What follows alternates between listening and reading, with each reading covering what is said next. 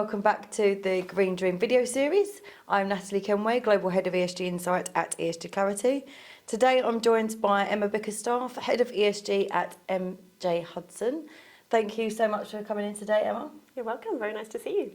So I wanted to ask you about your expectations for 2023. How do you think the financial services will become more aligned with sustainable finance, be a bit more integrated? What we've seen this year, and certainly what we'll continue to see into next year, is an increase in ESG-related regulation and also a tightening of regulation relating to ESG and sustainability. And I think one of the biggest challenges we have in the industry is the concept of ESG is extremely broad, and a lot of the topics that it covers are broadly accepted as really good business practice. And because of that, I think managers for years have been assessing potential investments in this way. And with the introduction of sustainable finance, we've seen a wave of ESG-related funds on the market. But this has really led to confusion, I think, within the investor community around what these funds are actually doing and what they seek to achieve. I think this confusion has created greenwash scandals. It's created a lack of transparency. But the most important impact of this for all of us is that it really undermines an investor's ability to tackle these really important global issues. In the UK specifically, we're likely to see a huge amount of activity around the UK's SDR, or Sustainable Disclosure Regime. And this is really the UK's response to providing consistent labelling of funds related to sustainability. So it's a series of fund labels and a very clear definition of what those funds need to achieve in order to use or apply those labels. Broadly aligned to the EU SFDR, but not exactly the same. It's a labelling regime, not a disclosure regime. And I think for managers who are in scope for multiple regulations, it's going to be an incredibly tricky time as they try and navigate those various standards. Yes, that certainly kept us busy recently, and I'm sure we'll be talking about for a long time.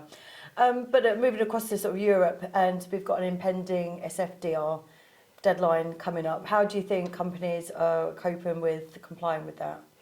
Yeah, so I think there's still quite a bit of confusion and a little bit of hesitancy around SFDR compliance, and it's not surprising. I think within the regulation there are certain elements which are still very much left to interpretation, a little bit vague, and we spend a lot of time with managers really trying to interpret what that means and how to best position themselves within the SFDR regime.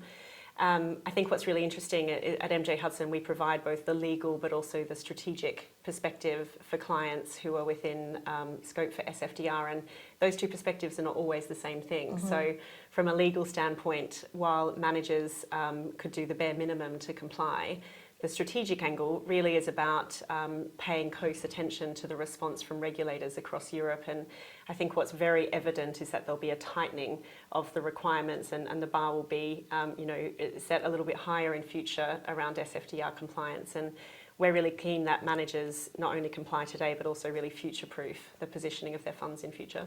Okay, great. And we also have another requirement coming up. The International Sustainability Standards Board have outlined that perhaps we should be looking at including Scope 3 emissions in disclosures.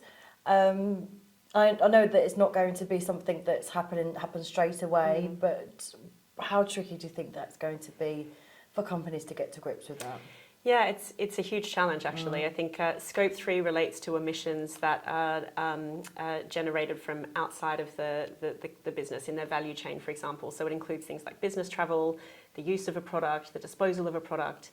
But the challenge, of course, is to capture data on those emissions. Companies are very reliant on their suppliers and data sources outside of their organisation.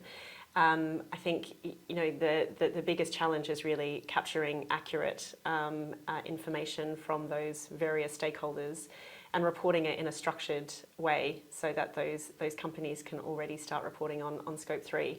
But I think our advice to any firms looking to really get ahead of that reporting requirement is to engage your suppliers and your stakeholders early to really start capturing this data.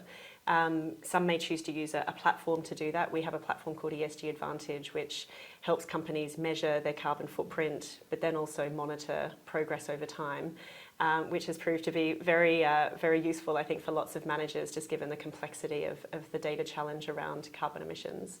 But no matter how firms choose to go about it, our message is certainly to get started as soon as you can. Yeah, absolutely. Okay, great. Well, thank you for sharing all of that. We always finish the Green Dream with this question. What is your favourite sustainable drink or snack?